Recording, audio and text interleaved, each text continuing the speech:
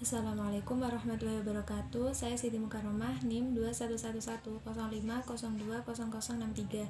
Di sini saya akan menjelaskan tentang manfaat pendapatan nasional dan faktor-faktor yang mempengaruhi pendapatan nasional. Yang pertama yaitu manfaat pendapatan nasional. 1. Untuk mengukur laju pertumbuhan ekonomi nasional. Dengan adanya data pendapatan nasional, negara bisa tahu apakah ada peningkatan dari laju pertumbuhan ekonomi negara dari tahun ke tahun mengalami kemajuan atau kemunduran. Yang kedua yaitu untuk mengetahui struktur perekonomian suatu negara. Kita bisa lihat suatu negara mendapatkan pendapatan paling tinggi dari sektor mana, apakah pertanian atau industri. Yang ketiga yaitu menjadi landasan perumusan kebijakan pemerintah.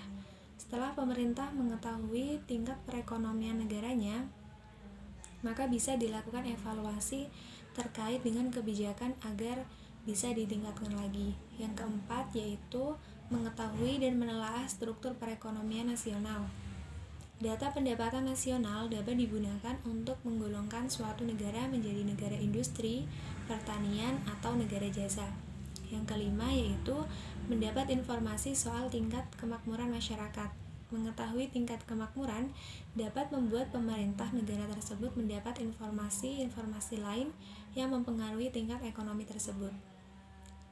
Yang keenam yaitu membantu pemerintah untuk melakukan evaluasi dan mengukur perubahan yang terjadi setelah melakukan perhitungan pendapatan nasional, maka pemerintah suatu negara akan langsung tahu bagaimana tingkat kemakmuran rakyatnya.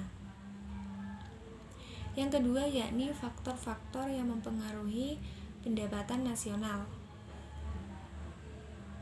1. Permintaan dan penawaran agregat. Permintaan agregat sendiri adalah suatu daftar keseluruhan barang dan jasa yang akan dibeli oleh sektor perekonomian pada berbagai tingkat harga. Yang kedua yaitu konsumsi dan tabungan. Konsumsi adalah pengeluaran total untuk memperoleh barang dan jasa dalam suatu perekonomian dalam jangka waktu 1 tahun. Sedangkan tabungan sendiri adalah bagian dari pendapatan yang tidak dikeluarkan untuk konsumsi. Yang ketiga yaitu investasi. Investasi adalah semua pengeluaran yang digunakan untuk menciptakan modal baru.